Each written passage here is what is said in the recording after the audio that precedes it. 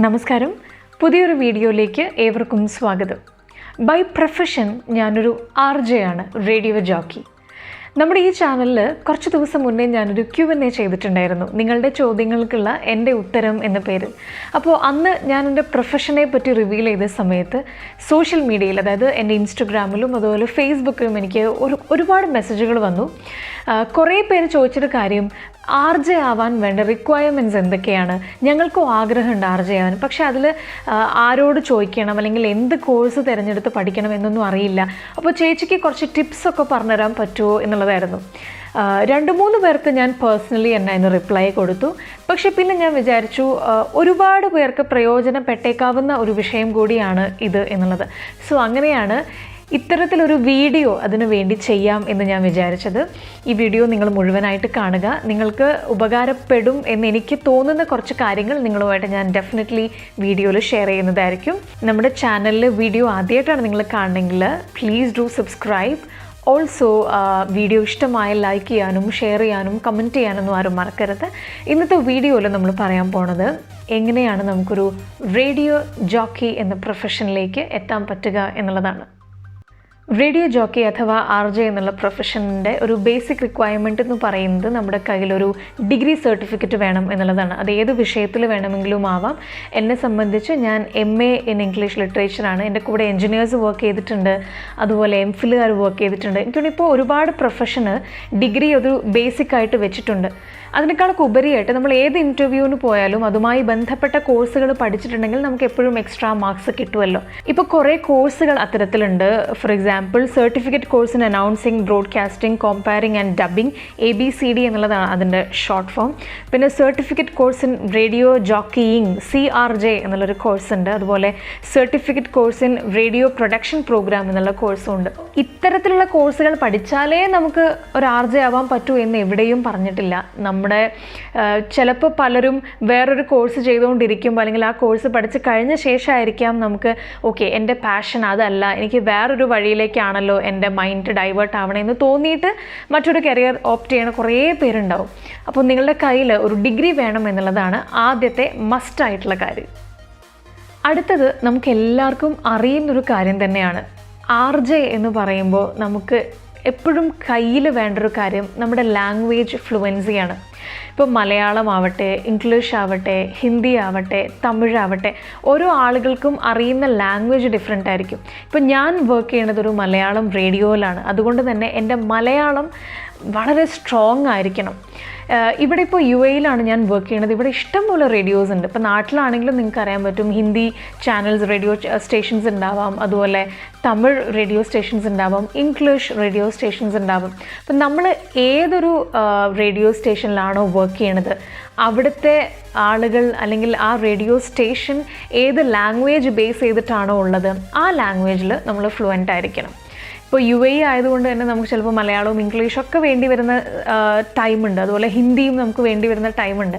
അപ്പോൾ ഇതിലൊക്കെ മാസ്റ്റർ ആവണം എന്നല്ല, എങ്കിലും ഒരു ഹിന്ദിയിൽ നമ്മളോടൊരാൾ, അതായത് ഒരു ലിസണർ വിളിച്ചിട്ട് സുഖമാണോ എന്ന് ചോദിച്ചാൽ എനിക്ക് സുഖമാണ്, വലിയ കുഴപ്പമില്ല എന്ന് തട്ടിമുട്ടി പറഞ്ഞ് നിൽക്കാനുള്ള ഒരു മനോധൈര്യമെങ്കിലും നമ്മുടെ കയ്യിലുണ്ടാവണം. ഇപ്പോൾ ഭാഷ കൈകാര്യം ചെയ്യാനുള്ള ഒരു കഴിവ് റേഡിയോ ജോക്കിയിങ് എന്ന പ്രൊഫഷനിൽ അനിവാര്യമായിട്ടുള്ള ഒന്ന് തന്നെയാണ്. അടുത്ത പോയിൻ്റ് ക്രിയേറ്റിവിറ്റി ആൻഡ് ഇന്നൊവേഷൻസ് എന്നുള്ളതാണ്. ഒരു ഷോ നമ്മൾ വിശ്വസിച്ച് നമ്മുടെ ബോസ് നമ്മുടെ കയ്യിലേക്ക് വെച്ച് തരികയാണെങ്കിൽ ആ ഷോ പിന്നെ അത് നമ്മുടെ ഷോ ആണ്. അതിനെ എത്രമാത്രം നന്നായി നമുക്ക് മറ്റുള്ള പ്രോഗ്രാമുകളിൽ നിന്നും വ്യത്യസ്തമാക്കാം എന്നുള്ളതായിരിക്കണം പിന്നീടുള്ള നമ്മുടെ ചിന്ത. അതിന് ഏറ്റവും കൂടുതൽ നമ്മുടെ കയ്യിൽ വേണ്ടതും ക്രിയേറ്റിവിറ്റിയാണ്.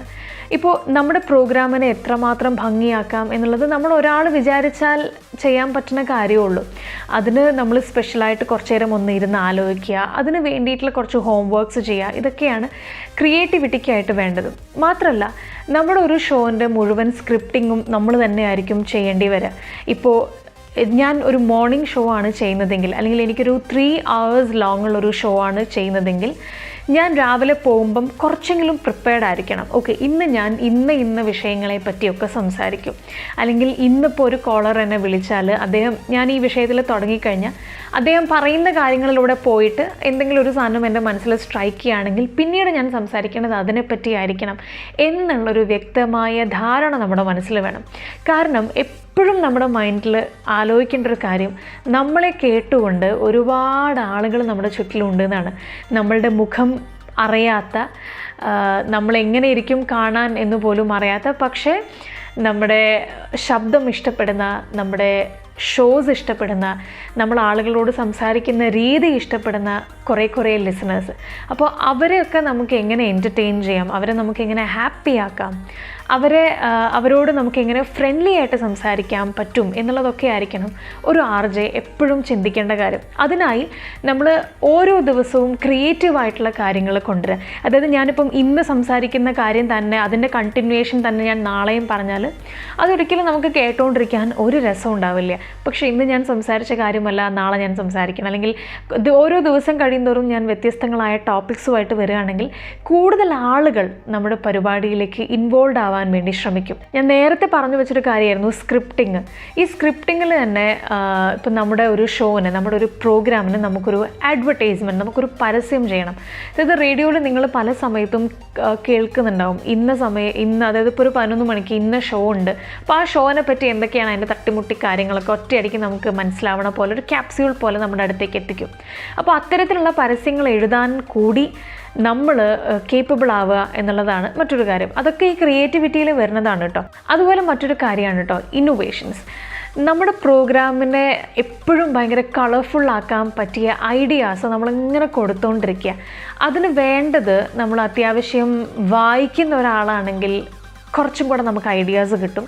അതുപോലെ റേഡിയോൻ്റെ ഒരു സ്ഥിരം ശ്രോതാവ്, സ്ഥിരം ലിസണർ ആകുമ്പോൾ നമുക്ക് കുറേയും കൂടെ ഇതിനെപ്പറ്റി ഒരു ഐഡിയ കിട്ടും.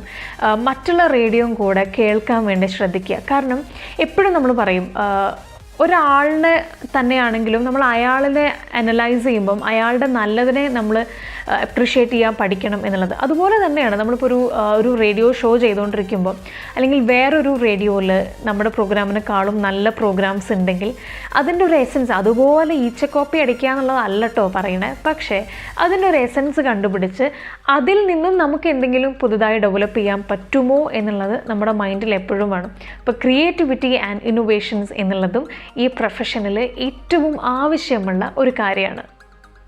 അടുത്ത ഒരു വളരെ പ്രധാനപ്പെട്ട കാര്യമാണ് ജസ്റ്റ് ബി യോർ സെൽഫ് എന്നുള്ളത്. പലപ്പോഴും ഇപ്പോൾ നമ്മുടെ റേഡിയോയിൽ തന്നെ പുതിയ കുട്ടികളൊക്കെ ഓഡീഷന് വരുന്ന സമയത്ത് എല്ലാവരിലും കാണുന്ന ഒരു പ്രത്യേകതരം കാര്യമാണ് അവർ വേറെ ആരെയോ പോലെ ആവാൻ വേണ്ടി ശ്രമിക്കുക എന്നുള്ളത്. ഇപ്പോൾ റേഡിയോയിൽ നമുക്ക് ഏറ്റവും വേണ്ടത് ഒരു യുണീക്ക് സ്റ്റൈൽ നമ്മൾ ക്രിയേറ്റ് ചെയ്തെടുക്കുക എന്നുള്ളതാണ്.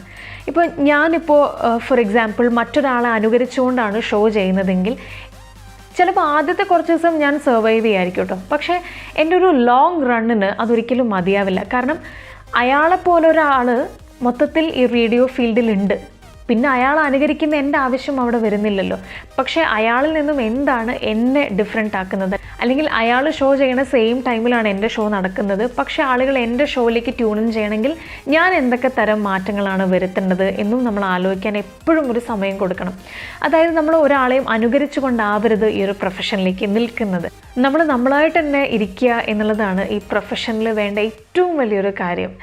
നമ്മൾ ഈ ജസ്റ്റ് ബി യോർ സെൽഫ് എന്ന് പറയുമ്പോൾ നമ്മുടെ ഓൺ സെൽഫായിട്ട് നമ്മൾ ഇരിക്കുമ്പോണ്ടല്ലോ നമുക്ക് കുറേ മാജിക്കൽ മൊമെൻറ്റ്സ് ക്രിയേറ്റ് ചെയ്യാൻ പറ്റും. അത്തരത്തിൽ ഒരു ബോണ്ടിങ് നമ്മൾ കേട്ടുകൊണ്ടിരിക്കുന്ന ലിസണറുമായിട്ട് നമുക്ക് ക്രിയേറ്റ് ചെയ്തെടുക്കാൻ പറ്റിയാൽ അത് നമ്മുടെ ഒരു ലോങ് റണ്ണിന് നമ്മൾ ഒത്തിരി ഹെൽപ്പ് ചെയ്യും. Awareness and knowledge. അവെയർനെസ്സിന് തന്നെ നമുക്ക് വേണമെങ്കിൽ പ്രസൻസ് ഓഫ് മൈൻഡ് എന്നും പറയാം. ഈ ഒരു കാര്യം നിങ്ങൾക്ക് കൂടുതൽ മനസ്സിലാവാൻ ഞാൻ എൻ്റെ ഒരു എക്സ്പീരിയൻസ് തന്നെ ഷെയർ ചെയ്യാം. ഞാൻ ഇവിടെ UAE റേഡിയോ കാരിയർ തുടങ്ങിയ സമയത്താണ് സ്റ്റാർട്ടിങ്ങിൽ ഞാനിവിടെ 3 ഷോസാണ് ചെയ്തുകൊണ്ടിരിക്കുന്നത്. അതിൽ വൈകുന്നേരം ഒരു പ്യുവർ എൻ്റർടൈൻമെൻറ്റ് ഷോ ഉണ്ട്. വൈകുന്നേരം എന്ന് പറയുമ്പോൾ നമുക്കറിയാം എല്ലാവരും തിരിച്ച് ജോലിയൊക്കെ കഴിഞ്ഞ് വീട്ടിലേക്ക് വരുന്ന സമയമായിരിക്കും, ഡ്രൈവിംഗ് ടൈമാണ്, പീക്ക് ടൈമാണ്. അപ്പോൾ ആ സമയത്തുള്ള ഷോ എന്ന് പറയുന്നത് നമുക്ക് ഒരിക്കലും ഒരു തണുത്ത ഷോ ചെയ്യാൻ പറ്റില്ല. നമുക്ക് നല്ല വൈബ്രൻ്റ് നല്ല കട്ടയ്ക്ക് പിടിച്ച് നിൽക്കുന്ന ഒരു ഷോ തന്നെ വേണം. അപ്പോൾ എൻ്റെ ഷോ എന്ന് പറയുന്നത് നേരത്തെ പറഞ്ഞ എൻ്റർടൈൻമെൻറ്റ് ഷോ ആണ്. അതിൽ കുസൃതി ചോദ്യങ്ങളും കുറേ അട്ടിപ്പൊള്ളി പാട്ടുകളും അതുപോലെ ഫണ്ണായിട്ടുള്ള ഈ റൗണ്ട്സുകളും ഒക്കെ ഇൻക്ലൂഡ് ചെയ്തിട്ടുള്ള ഒരു ഷോ ആണ്. അപ്പോൾ അതിൽ ഒരു ദിവസം ഖത്തറിൽ നിന്നോ മറ്റുമാണ് എൻ്റെ ഓർമ്മ ശരിയാണെങ്കിൽ അവിടെ നിന്നൊരു കോളർ ഉണ്ടായിരുന്നു.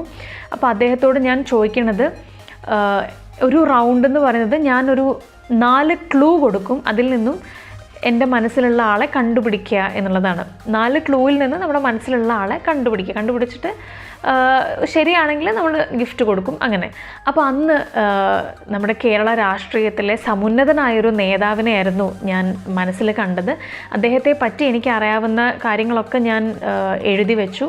നമ്മൾ ഗൂഗിളൊക്കെ നോക്കിയിട്ട് തന്നെയാണ് അങ്ങനത്തെ കാര്യങ്ങളൊക്കെ ചെയ്യുക. കാരണം എല്ലാ കാര്യത്തിലും നമ്മൾ പറയണം എന്നില്ല, എല്ലാ കാര്യവും നമുക്ക് ഹൃദയസ്ഥമാവണം എന്നുമില്ല. ചില കാര്യങ്ങളൊക്കെ നമുക്ക് എന്തായാലും റെഫറൻസ് വേണ്ടി വരും. അപ്പോൾ അങ്ങനെ നോക്കി ഞാൻ എല്ലാം എഴുതിയൊക്കെ വെച്ച് സെറ്റായിട്ട് ഷോന് കയറുമ്പം ഈ പറഞ്ഞ മാതിരി ഖത്തറിൽ നിന്നൊരു കോളായിരുന്നു. അദ്ദേഹത്തിന് 4 ക്ലൂ ഞാൻ കൊടുത്ത് കഴിഞ്ഞിട്ടും അദ്ദേഹത്തിന് എങ്ങനെയും ഉത്തരം പറയാൻ പറ്റുന്നില്ല. അപ്പം പുള്ളി ഇങ്ങനെ എന്നോട് ചോദിച്ചുകൊണ്ടിരിക്കുമോ, എന്തെങ്കിലും ഒരു ക്ലൂ താ, എനിക്ക് ഒരു ക്ലൂ കൂടെ തന്നാൽ ഞാൻ ഉത്തരം പറയാം, പ്ലീസ്. എന്നെ കുറേ പ്ലീസ് കേട്ടപ്പം ഞാൻ എന്ത് ചെയ്തു, എൻ്റെ ബുക്കിലില്ലാത്തതായിട്ടുള്ള ഒരു കാര്യം ഞാൻ പറഞ്ഞു. അതെന്താണെന്ന് വെച്ചാൽ, ഇപ്പോൾ നമ്മുടെ കൂടെ ഇല്ലാത്ത ഒരു വ്യക്തിയാണിത്, അതായത് നമ്മളെ വിട്ടുപോയ ഒരു വ്യക്തിയാണിത് എന്നാണ് ഞാനൊരു ക്ലൂ ആയിട്ട് കൊടുത്തത്. അതിൻ്റെ ഏറ്റവും വലിയ മണ്ടത്തരം എന്താണെന്ന് വെച്ചാൽ, ആ നേതാവ് ഇപ്പോഴും ജീവിച്ചിരിക്കുന്ന ഒരാളാണ് എന്നുള്ളതാണ്. പക്ഷെ ഞാൻ റേഡിയോയിൽ എൻ്റെ ഷോയിൽ പറഞ്ഞു, അദ്ദേഹം ഇപ്പം നമ്മളെ വിട്ട് പിരിഞ്ഞു, അദ്ദേഹം നമ്മുടെ കൂടെ ഇപ്പോൾ ഇല്ല, പക്ഷെ നമ്മുടെയൊക്കെ മനസ്സിലുള്ള ഒരാളാണ് എന്ന് പറയുകയും ചെയ്തു. അപ്പോൾ പുള്ളി ഉത്തരം പറഞ്ഞില്ല, കാരണം ഒരിക്കലും നമുക്ക് കുറ്റം പറയാൻ പറ്റില്ല. ഞാൻ മരണപ്പെട്ട ഒരാളെന്ന് പറയുമ്പോൾ അദ്ദേഹം അങ്ങനെയായിരിക്കും ചിന്തിക്കുക. ആ കോള് കട്ടായ ഉടനെ നമ്മുടെ ഓഫീസിലേക്ക് തുരുതുരാ കോൾ. അപ്പോൾ അദ്ദേഹത്തിന് ഉത്തരം പറയാൻ പറ്റില്ല. അപ്പോൾ ഞാൻ ഉത്തരം പറഞ്ഞു കൊടുക്കുകയും ചെയ്തു. ഉത്തരം പറഞ്ഞു കൊടുത്ത ഉടനെ ഓഫീസിലേക്കൊക്കെ ഫുൾ കോള്, എന്താണ് ഈ കുട്ടി പറഞ്ഞത്, അദ്ദേഹം മരിച്ചു, അദ്ദേഹം മരിച്ചിട്ടില്ല, അദ്ദേഹം ഇപ്പോഴും ജീവനോടെ ഉണ്ട്. ഈ ജീവിച്ചിരിക്കുന്ന ഒരാളെ കൊല്ലുക എന്ന് പറയുന്നതുണ്ടല്ലോ, ഒരു അക്രമം പിടിച്ച പരിപാടിയാണ്. അങ്ങനെ ഞാൻ എൻ്റെ ഓൺ എയറിൽ ലൈവ് ഷോൻ്റെ ഇടയ്ക്ക് ഞാൻ ലിസണേഴ്സിൻ്റെ അടുത്ത് സോറി പറയേണ്ട അവസ്ഥയായിരുന്നു. അത് ഞാൻ മസ്റ്റായിട്ട് ചെയ്യേണ്ട ഒരു കാര്യമാണ്. കാരണം പ്രസൻസ് ഓഫ് മൈൻഡിൻ്റെ ഒരു കുറവ് എന്നാണ് ഞാൻ അതിൽ പറയുള്ളൂ. നോളജ് കുറവായതുകൊണ്ടോ അല്ലെങ്കിൽ നമ്മളൊട്ടും നമ്മുടെ ചുറ്റിലും നടക്കുന്ന കാര്യങ്ങൾ അവെയർ അല്ലാത്തത് കൊണ്ടോ അല്ല. കാരണം അദ്ദേഹം എന്നും വാർത്തകളിൽ നിറഞ്ഞു നിൽക്കുന്ന ഒരാൾ തന്നെയാണ്. നമുക്ക് പെട്ടെന്നൊന്നും അങ്ങനെ മറക്കാൻ പറ്റാത്തൊരാളാണ്. പക്ഷെ എന്തുകൊണ്ടോ അദ്ദേഹം പെട്ടെന്ന് നമ്മുടെ ലിസണർ ഒരു ക്ലൂന് ചോദിച്ചപ്പോൾ ഞാൻ എടുത്തടിച്ച പോലെ നമ്മളെ വിട്ടുപിരിഞ്ഞ ആൾ എന്ന് പറയുകയും ചെയ്തു. അപ്പം നമ്മളീ പറയാറുണ്ട്, വിട്ടുപോയ വാക്ക് നമുക്കൊരിക്കലും തിരിച്ചെടുക്കാൻ പറ്റില്ല, അതേ ഒരു അവസ്ഥയായിരുന്നു. അപ്പം ഈ ഒരു എക്സ്പീരിയൻസ് ഞാൻ നിങ്ങളായിട്ട് ഷെയർ ചെയ്തതിന് മെയിൻ കാര്യം, നമ്മളെപ്പോഴും നമ്മുടെ ചുറ്റിലും എന്താ നടക്കണേ എന്ന് കുറച്ചെങ്കിലും ഒരു ബോധം ഉള്ള ആളുകളായിരിക്കണം. അതുമാത്രമല്ല, ഈ ഒരു പ്രസൻസ് ഓഫ് മൈൻഡ്, നമ്മളിപ്പോൾ ഒരു 4 ചോദ്യമേ എഴുതി പ്രിപ്പയർഡായിട്ട് പോയിട്ടുണ്ടാവുള്ളൂ. പക്ഷെ നമുക്ക് ആ ഒരു ഷോയിൽ ചിലപ്പോൾ കുറച്ചധികം സമയമുണ്ടെങ്കിൽ നമുക്കൊരു 5 കോളർ ഉണ്ടാവും. അപ്പോൾ 5ാമത്തെ കോളറിനോട് നമുക്ക് എന്ത് ചോദിക്കണം, നമ്മൾ എന്ത് സംസാരിക്കണം, എന്ത് ക്വസ്റ്റ്യൻസ് നമ്മൾ അദ്ദേഹത്തോട് ചോദിക്കണം എന്നുള്ളതും നമ്മൾ പ്രിപ്പയർഡ് ആയിരിക്കണം. അതായത് ഓക്കെ, എൻ്റെ ഷോയിൽ 4 ആളെ വിളിക്കാൻ പാടുള്ളൂ, ഞാൻ 4 ആൾക്കുള്ള ചോദ്യം എഴുതിയിട്ടുള്ളൂ എന്ന് പറഞ്ഞ് നമുക്കിരിക്കാൻ പറ്റില്ല. അപ്പോൾ പ്രസൻസ് ഓഫ് മൈൻഡിൽ നമുക്ക് ചെയ്യാൻ പറ്റുന്ന കുറേ കാര്യങ്ങളുണ്ട്. സ്പോട്ടിൽ നമുക്ക് വേണ്ട എന്തെങ്കിലുമൊക്കെ കുറച്ച് തമാശയൊക്കെ പറഞ്ഞ് കോളുകൾ കുറച്ചങ്ങോട്ട് വലിച്ചു നീട്ടാം. ഒരുപാട് വലിച്ചു നീട്ടിയാലും ബോറാണ്. പക്ഷേ കുറച്ച് നമുക്കിങ്ങനെ അവരുമായിട്ട് അവരുടെ വിശേഷങ്ങളും നമ്മുടെ വിശേഷങ്ങളും കേട്ടുകൊണ്ടിരിക്കുന്ന ആളുകൾക്ക് ബോറടിക്കാത്ത രീതിയിൽ പറഞ്ഞുകൊണ്ട് നമുക്ക് മുന്നോട്ട് പോകാൻ പറ്റും. ഈ 3 കാര്യങ്ങളും കൂടി എപ്പോഴും നമ്മുടെ മനസ്സിലുണ്ടാവണം. അടുത്തൊരു കാര്യം നമുക്കെല്ലാവർക്കും ഇഷ്ടമുള്ളൊരു കാര്യമാണ് കേട്ടോ, sense of humour. Sense of ഹ്യൂമറിന് നമ്മുടെ റേഡിയോ ജോക്കി എന്നുള്ള പ്രൊഫഷനിൽ വലിയ സ്ഥാനമുണ്ട്. പോസിറ്റീവ് ആവാൻ വേണ്ടി നമ്മൾ വിളിക്കുന്ന ആളുകളുടെ അടുത്ത് നമ്മൾ എന്താ പറയുക, കുറച്ച് 4 തർക്കുത്തരമൊക്കെ പറഞ്ഞ് അതുപോലെ വേണ്ടാത്ത ഒരു അശ്ലീല ചൊവ്വയുള്ള കോമഡികളൊക്കെ പറഞ്ഞാൽ നമ്മുടെ ഷോൻ്റെയും നമ്മുടെയും നിലവാരം ഒരുപോലെ തന്നെ താഴും. ഇപ്പോൾ സെൻസ് ഓഫ് ഹ്യൂമർ നമുക്ക് വേണ്ട ഒരു കാര്യമാണ്. പക്ഷേ അത് യൂസ് ചെയ്യുമ്പോഴും നമ്മൾ നന്നായിട്ട് തന്നെ ശ്രദ്ധിക്കുക. നമ്മുടെ ഇന്നത്തെ ഈ ഒരു ടോക്കിൽ ഉടനീളം ഞാൻ പറഞ്ഞുകൊണ്ടിരുന്ന കാര്യമാണ് കണക്ടിവിറ്റി എന്നുള്ളത്. നമ്മൾ ഒരു റേഡിയോ പ്രൊഫഷണലാണ്, നമ്മളെ വിളിക്കുന്ന ആൾ ഒരു ലിസണറാണ്, ഒരു കോളറാണ്.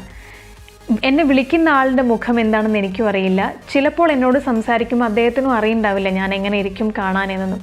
പക്ഷേ നമ്മൾ അറിയാത്ത ഒരു രഹസ്യ ലൈൻ നമുക്ക് ഈ രണ്ട് ആളുകളുടെ ഇടയിലൂടെ വരയ്ക്കാൻ പറ്റും. അത് ഓൺലി ത്രൂ അവർ ടോക്സ്. നമ്മൾ അവരുടെ അടുത്ത് വളരെ ഫ്രണ്ട്ലി ആയിട്ട് വളരെ സന്തോഷത്തോടെ സ്നേഹത്തോടെ സംസാരിച്ച് അദ്ദേഹം തിരിച്ച് അതുപോലെ തന്നെ നമ്മളോട് പെരുമാറുകയാണെങ്കിൽ അത് നമുക്ക് കേട്ടുകൊണ്ടിരിക്കാനും രസമായിരിക്കും. മാത്രമല്ല നമുക്ക് പെട്ടെന്നൊരു കണക്ഷൻ ഫീൽ ചെയ്യും. അങ്ങനെ ആയിരിക്കണം എല്ലാ RJസും വിളിക്കുന്ന ആളുകളോട്. കാരണം ആരെങ്കിലും ഇപ്പോൾ നമ്മളെ വഴക്ക് പറയുകയാണെങ്കിൽ നമ്മൾ എനിക്കിതൊക്കെ പറ്റുള്ളൂ, തന്നോട് ആരാടോ എൻ്റെ റേഡിയോയിൽ വിളിക്കാൻ പറഞ്ഞത് എന്നൊന്നും നമുക്കൊരിക്കലും ഓൺ എയർ ചോദിക്കാൻ പറ്റില്ല. ഇപ്പോൾ നമ്മൾ ഈ കസ്റ്റമർ കെയർ സർവീസിലൊക്കെ വിളിച്ചാൽ ഇപ്പോൾ ഫോൺ, ഇപ്പോൾ ഐഡിയോ, നമ്മളങ്ങനെ കുറേ വീഡിയോസും ഓഡിയോസൊക്കെ കേൾക്കാറുണ്ട്. ചിലപ്പോൾ ആളുകൾ നമ്മളെ നല്ല മുട്ടൻ ചീത്തൊക്കെ പറഞ്ഞാലും നമ്മൾ അത് കേട്ട് നിൽക്കണം. കാരണം നമ്മുടെ പ്രൊഫഷൻ്റെ ഭാഗമാണ്. ഇപ്പം ഞാൻ തന്നെ ഓൺ എയർ നിൽക്കുന്ന സമയത്ത് ഈ എന്താ പറയുക ടങ് ട്വിസ്റ്റേഴ്സ് സംഭവിക്കലുണ്ട്. അതായത് നമ്മളിപ്പോൾ പറയാൻ ഉദ്ദേശിക്കുന്ന കാര്യം ഒന്നും അങ്ങനെ ഇങ്ങനെയൊക്കെ പോയിട്ട് ചിലപ്പോൾ അതിൻ്റെ അർത്ഥം മാറിയൊക്കെ ചിലപ്പം വരാം. ഇപ്പോൾ പ്രത്യേകിച്ച് ഞാനൊരു മലയാളം റേഡിയോ ഡീൽ ചെയ്യുന്നത് കൊണ്ട് തന്നെ ചില വാക്കുകൾ ചിലപ്പോൾ നമ്മൾ വിചാരിക്കുന്നിടത്ത് അല്ലാതെ നമ്മൾ പ്രയോഗിച്ചു പോയാൽ അർത്ഥം തന്നെ മാറിപ്പോവാം. അപ്പോൾ അങ്ങനെ ഉണ്ടാകുമ്പോൾ ചില ആളുകൾ അടുത്ത കോള് ചിലപ്പോൾ അത് വെച്ച് നമ്മൾ കളിയാക്കാൻ വേണ്ടിയിരിക്കുക, അനു എന്തപ്പോൾ അങ്ങനെ പറഞ്ഞേ, അയ്യേ അനുവിന് എന്ത് മനസ്സിലായില്ല, അനു എന്തായി അങ്ങനെ പറഞ്ഞേ എന്ന് ചോദിക്കുമ്പോൾ നമ്മളാകെ സാഡായിട്ട് അത് മറന്നുപോയി, അത് എൻ്റെ വായെന്ന് അങ്ങനെ വന്നതാ എന്നൊക്കെ പറഞ്ഞാൽ അതൊരു സുഖം ഉണ്ടാവില്ല. നമ്മളെ തന്നെ നമ്മൾ തരം താഴ്ത്തുന്ന പോലെ ഉണ്ടാവും. പക്ഷെ നേരെ മറിച്ച് നമ്മളതൊന്ന് മനസ്സിലായില്ല, അതൊന്ന് നമുക്ക് ഡീലാക്കി എടുക്കാൻ പറ്റണം. അതായത് ഏതൊരു സിറ്റുവേഷനെയും നമുക്ക് എന്ത് മാത്രം ഭംഗിയിൽ ഹാൻഡിൽ ചെയ്യാൻ പറ്റും എന്നുള്ളത് ഒരു RJയെ സംബന്ധിച്ച് ഏറ്റവും വേണ്ട ഒരു ക്വാളിറ്റി തന്നെയാണ്.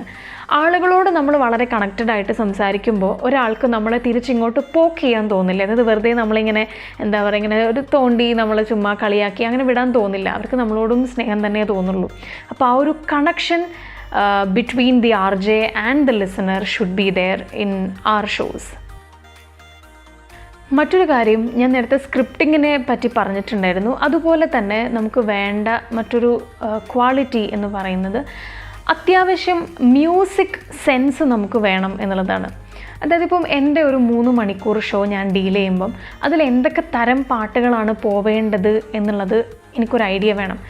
ഞാനിപ്പോൾ വളരെ ഹാപ്പി ആയിട്ടുള്ളൊരു ഷോ രാവിലെ തന്നെ ചെയ്യുകയാണെങ്കിൽ അതിൽ ഞാൻ ഒരു സാധാരണ സാഡ് പാട്ടിട്ടിട്ട് കാര്യമില്ല. ഇപ്പം ഞാൻ രാവിലെ ചെയ്യണ ഷോ എല്ലാവരെയും ഒന്ന് ആക്റ്റീവാക്കി ആ ദിവസം മുഴുവൻ ഒരു പോസിറ്റിവിറ്റി കൊടുക്കാനുള്ള ഷോ ആണെങ്കിൽ അതിൽ ഫസ്റ്റ് പാട്ടിന് ഞാൻ മാനസമൈനേ വരൂ ആ പാട്ട് കൊടുത്തിട്ട് കല്ലത് ഏൽക്കൂല. കാരണം ആളുകൾ വിചാരിക്കും അയ്യോ ഇത് എന്തത് ഞങ്ങൾക്ക്.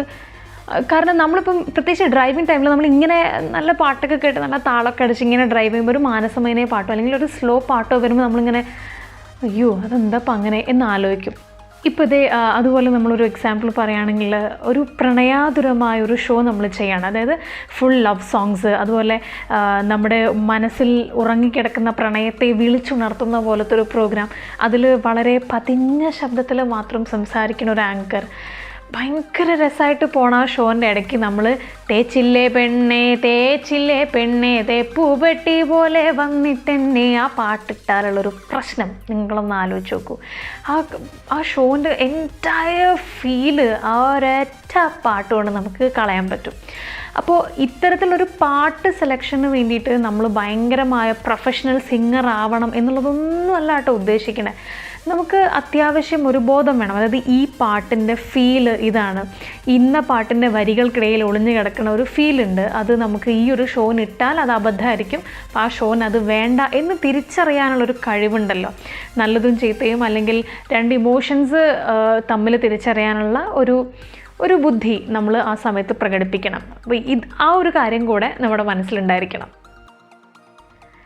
Last but not least, believe in yourself എന്നുള്ളതാണ് അടുത്ത ഏറ്റവും പ്രധാനപ്പെട്ട കാര്യം. നമ്മളിൽ നമുക്കൊരു വിശ്വാസമില്ലെങ്കിൽ നമ്മൾ കേട്ടുകൊണ്ടിരിക്കുന്ന ആളുകൾക്ക് എങ്ങനെയാണ് നമ്മളെ വിശ്വാസം വരിക അല്ലേ? നമ്മൾ പറയുന്ന കാര്യങ്ങൾ അല്ലെങ്കിൽ നമ്മളുടെ വർത്തമാനം കൊണ്ട് ഒരാളുടെ മുഖത്തെങ്കിലും ഒരു പുഞ്ചിരി നമുക്ക് വിടർത്താൻ പറ്റിയാൽ അവിടെയാണ് ഈ ഒരു പ്രൊഫഷൻ കൊണ്ട് അല്ലെങ്കിൽ പ്രൊഫഷണലി നമ്മൾ സക്സസ് ആയി എന്ന് നമുക്ക് പറയാൻ പറ്റുള്ളൂ. ഇപ്പോൾ പലരും നമ്മളെ വിളിച്ചിട്ട് ചോദിക്കുകയാണ് അല്ലെങ്കിൽ പറയാണ് ഇന്നത്തെ ഷോ അടിപൊളിയാണ്, അല്ലെങ്കിൽ നിങ്ങളുടെ പരിപാടി എനിക്ക് ഭയങ്കര ഇഷ്ടമാണ്, വേറെ എന്ത് തിരക്കുണ്ടെങ്കിലും ഞാൻ നിങ്ങളുടെ ഷോ ഒരിക്കലും മിസ്സാക്കില്ല. അല്ലെങ്കിൽ നമ്മൾ ചെറുതായിട്ട് റേഡിയോയിൽ നിന്ന് ഒരു 2 ദിവസം ലീവ് എടുത്ത് മാറി നിൽക്കുമ്പോൾ അയ്യോ പിന്നെ തിരിച്ചു വരുമ്പോൾ നമ്മൾ ഒത്തിരി മിസ് ചെയ്തു എന്ന് പറയാൻ കുറച്ച് ആളുകളുണ്ടാവുക. അതൊക്കെയാണ് ഏറ്റവും വലിയ കാര്യം. അതിന് വേണ്ടത് നമ്മുടെ കപ്പാസിറ്റി, നമ്മുടെ ടാലൻറ്റ്, ഇതിലൊക്കെ നമ്മൾ തന്നെ വിശ്വസിക്കുക എന്നുള്ളതാണ്. ഇപ്പം നാളെ നിങ്ങൾ പെട്ടെന്ന് ഒരു റേഡിയോൻ്റെ ഇൻ്റർവ്യൂവിന് പോവുകയാണ് എന്ന് വെച്ചാൽ, ഇൻ്റർവ്യൂവിന് പോകുന്ന സമയത്ത് തന്നെ അവർ ചിലപ്പോൾ നിങ്ങളുടെ അടുത്ത് ചോദിക്കുക, ഇപ്പോൾ ബസ് സ്റ്റാൻഡിൽ നിൽക്കുന്ന ഒരു കാമുകൻ, തൊട്ടടുത്തൊരു കാമുകിയുണ്ട്, നിങ്ങൾക്ക് തമ്മിൽ സംസാരിക്കാൻ പറ്റുന്നില്ല, പക്ഷേ നിങ്ങൾക്ക് ഒരുപാട് കാര്യങ്ങൾ പറയാനുണ്ട്. എന്തുകൊണ്ടാണെന്ന് വെച്ചാൽ അവളുടെ ഒരു അമ്മാവൻ അടുത്തുണ്ട്. അമ്മാവൻ പെട്ടെന്നൊന്ന് തിരിഞ്ഞ് മൊബൈലിലേക്ക് പോകുമ്പോൾ നിങ്ങൾക്ക് പെട്ടെന്ന് ഓടി എന്താ പറയാൻ പറ്റുക എന്നുള്ളത് ഒരു സിറ്റുവേഷൻ തരണം. അതിൽ നമുക്ക് എന്തൊക്കെ ഡെവലപ്പ് ചെയ്യാൻ പറ്റും, അവിടെയൊക്കെ നമ്മുടെ ക്രിയേറ്റിവിറ്റിയാണ് കാണിക്കേണ്ടത്. ഇനിയിപ്പോൾ ഷോൻ്റെ കാര്യങ്ങൾ പറയാനാണെങ്കിൽ, ഇപ്പോൾ എന്നെയൊക്കെ സംബന്ധിച്ച് ഞാൻ ഓഡീഷന് പോയ സമയത്ത് ഒരു വലിയ ലിസ്റ്റ് ഓഫ് പേപ്പേഴ്സാണ് തന്നത്. അതിൽ തന്നെ നമുക്ക് പരസ്യങ്ങൾ പറയാനുണ്ടാവും, ന്യൂസ് വായിക്കാനുണ്ടാവും, പിന്നെ ഈ പറഞ്ഞ പോലെ നമുക്ക് ഏതെങ്കിലും ഒരു പരിപാടിയുടെ ടാഗ് ലൈൻ പറയാനുണ്ടാവും. അപ്പോൾ ഇത്തരത്തിലുള്ള എല്ലാ വെറൈറ്റീസും ഒരു RJ എന്നുള്ള രീതിയിൽ ചെയ്യാൻ നമ്മളെക്കൊണ്ട് സാധിക്കണം. ഇപ്പം എനിക്കൊരു ഷോ ഉണ്ട്, ഞാൻ ആ ഷോ മാത്രമേ ചെയ്യുള്ളൂ, പരസ്യത്തിനൊന്നും ഞാൻ ശബ്ദം കൊടുക്കില്ല എന്ന് പറഞ്ഞാൽ നടക്കില്ല.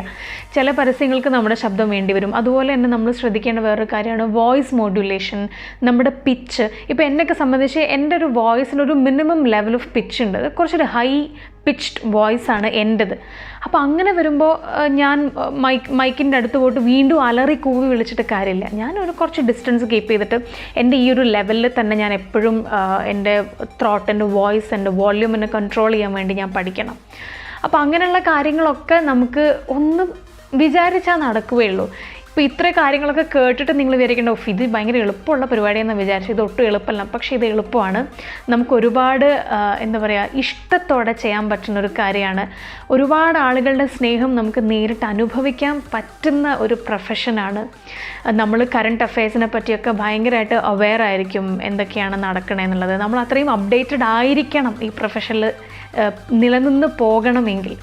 പിന്നെ എൻ്റെ അടുത്ത് കുറേ പേര് ചോദിച്ചാണ് ഞങ്ങൾ എവിടെയാണ് അപ്ലൈ ചെയ്യേണ്ടത് ജോലി കിട്ടാൻ വേണ്ടിയിട്ട്. അപ്പം ഇപ്പോൾ എന്നെയൊക്കെ സംബന്ധിച്ച് ഞാൻ നാട്ടിൽ നിൽക്കുന്ന സമയത്ത് അമ്മയുടെ ഒരു ഫ്രണ്ട് ത്രൂ ആണ് എനിക്കിങ്ങനെ ഒരു ജോബ് ഓഫർ കിട്ടിയത്. അത് പേപ്പറിൽ ഇവർ പരസ്യം കൊടുത്തിരുന്നു. ഇപ്പോൾ ഞാൻ വർക്ക് ചെയ്യുന്ന പ്രവാസി ഭാരതി എന്നുള്ള റേഡിയോ പേപ്പറിൽ പരസ്യം കൊടുത്തതിനെ തുടർന്നാണ് എനിക്കൊരു ജോലി കിട്ടി. ഇങ്ങനെ ആപ്ലിക്കൻസിനെ ഇൻവൈറ്റ് ചെയ്യുന്നു എന്ന് പറഞ്ഞപ്പം അത് കണ്ടിട്ടാണ് അമ്മയുടെ ഫ്രണ്ട് ത്രൂ നമുക്ക് ആ ഒരു ചാൻസിലേക്ക് ഞാൻ എത്തണേ. അപ്പോൾ പേപ്പർ എല്ലാ ദിവസവും ഫോളോ ചെയ്യുക. അതുപോലെ ഇപ്പം നിങ്ങൾക്ക് ജോലി ചെയ്യണമെന്ന് ആഗ്രഹമുള്ള നമ്മുടെ കേരളത്തിൽ അല്ലെങ്കിൽ ഇവിടുത്തെ ലീഡിങ് FM സ്റ്റേഷൻസിലേക്ക്, ലീഡിങ് റേഡിയോ സ്റ്റേഷൻസിലേക്ക് നിങ്ങൾക്ക് അപ്ലൈ ചെയ്യാം. നിങ്ങൾക്ക് ഇൻറ്റേൺ ആയിട്ട് അവിടെ ജോയിൻ ചെയ്യണം താല്പര്യമുണ്ട് എന്നൊക്കെ പറഞ്ഞ് നിങ്ങൾക്ക് വേണമെങ്കിൽ മെയിൽ ചെയ്യാം. അപ്പോൾ അവർക്ക് അവിടെ വേക്കൻസി ഉണ്ടെങ്കിൽ അവർ ഡെഫിനറ്റ്ലി നിങ്ങളെ നോക്കും, അവർ ഓഡിഷൻ ചെയ്യും. നിങ്ങളുടെ ശബ്ദം നല്ലതാണെങ്കിൽ നിങ്ങൾ ഗ്രൂം ചെയ്യപ്പെടും. മറ്റൊരു കാര്യം, വേറൊരു തെറ്റിദ്ധാരണയാണ് കേട്ടോ ഇത്, എനിക്ക് അങ്ങനെ തന്നെ പറയണം. കാരണം ഭയങ്കര സ്വീറ്റ് വോയിസ് ഉള്ള ആളുകൾ മാത്രമേ റേഡിയോ ജോക്കി ആവാൻ പാടുള്ളൂ എന്നുള്ളത് ഒരിക്കലുമല്ല. നമ്മുടെ ശബ്ദം യുണീക്കായാൽ മതി. ബാക്കി അധികം ആളുകൾക്കൊന്നും ഇല്ലാത്ത എന്തെങ്കിലും ഒരു സ്പെഷ്യാലിറ്റി നമ്മുടെ വോയിസിനുണ്ടെങ്കിൽ, അല്ലെങ്കിൽ എല്ലാവർക്കും ഒരുപോലെ സ്വീറ്റ് വോയിസാണ് പക്ഷെ നമ്മുടെ കുറച്ച് റഫ് ആൻഡ് ടഫ് വോയിസ് ആണെങ്കിൽ നമുക്ക് ചാൻസസ് കൂടുതലാണ്. കാരണം ഒരു റേഡിയോയിൽ ഒരേപോലത്തെ ശബ്ദമുള്ള 5 ആളുകൾ വേണ്ട ആവശ്യമില്ലല്ലോ. പക്ഷേ നമ്മുടെ ശബ്ദം കൊണ്ട് നമുക്ക് തിരിച്ചറിയപ്പെടാൻ പറ്റണം. അങ്ങനത്തെ ഒരു ലെവലിലേക്ക് വേണം നമ്മൾ മാറാൻ വേണ്ടിയിട്ട്. അപ്പോൾ ഇത്തരം കാര്യങ്ങളൊക്കെ ചെയ്താൽ ഡെഫിനറ്റ്ലി നിങ്ങൾക്ക് ഈ ജോലിയിലേക്ക് എത്താൻ പറ്റും. ഇതൊക്കെയാണ് അൾട്ടിമേറ്റ് കാര്യങ്ങൾ എന്ന് ഞാൻ ഒരിക്കലും അവകാശപ്പെടില്ല. കാരണം ഇതുപോലെ നിങ്ങൾ ചെയ്താണ്ടല്ലോ നിങ്ങൾക്ക് നാളെ തന്നെ ജോലി കിട്ടും എന്നും എനിക്ക് പറയാൻ പറ്റില്ല. ഇപ്പോഴത്തെ ഒരു സിറ്റുവേഷനിലൊക്കെ നമുക്കറിയാം ജോലീൻ്റെ ക്രൈസിസൊക്കെ. പക്ഷേ ഇത്തരത്തിലൊരു ഇൻട്രസ്റ്റ് നിങ്ങളുടെ ഉള്ളിലുണ്ടെങ്കിൽ അതിനെ എല്ലാ ദിവസവും എന്താ പറയുക ഒരു തേച്ച് മിനുക്കിയെടുക്കുക. ഈ പറഞ്ഞ കാര്യങ്ങളൊക്കെ നിങ്ങൾക്ക് യൂസ്ഫുൾ ആവും എന്ന് ഞാൻ വളരെയധികം പ്രതീക്ഷിക്കുകയാണ്. കാരണം ഇതെൻ്റെ ഓൺ എക്സ്പീരിയൻസിൽ നിന്ന് ഞാൻ നിങ്ങൾക്ക് പറഞ്ഞു തന്ന കാര്യങ്ങളാണ്. അപ്പോൾ ഞാൻ നമ്മുടെ തുടക്കത്തിൽ തന്നെ പറഞ്ഞിരുന്നു, ചാനലും വീഡിയോ ഒക്കെ ആദ്യമായിട്ടൊക്കെ കാണണമെങ്കിൽ സബ്സ്ക്രൈബ് ചെയ്യാൻ ആരും മറക്കരുത്. And I will see you soon with my next video. Okay, എല്ലാവരും സന്തോഷമായിട്ട് ഹാപ്പി ആയിട്ട് തന്നെ ഇരിക്കുക. വേറെ എന്തെങ്കിലും ഡൗട്ട്സ് ഈ കാര്യങ്ങളുമായിട്ട് ബന്ധപ്പെട്ട് നിങ്ങൾക്കുണ്ടെങ്കിൽ ഡെഫിനറ്റ്ലി കമൻറ്റ് ബോക്സിൽ ചോദിച്ചോളൂ. ഇനി അതല്ല, എൻ്റെ സോഷ്യൽ മീഡിയ പ്ലാറ്റ്ഫോംസിലൊക്കെ ഞാൻ വളരെ ആക്റ്റീവാണ്.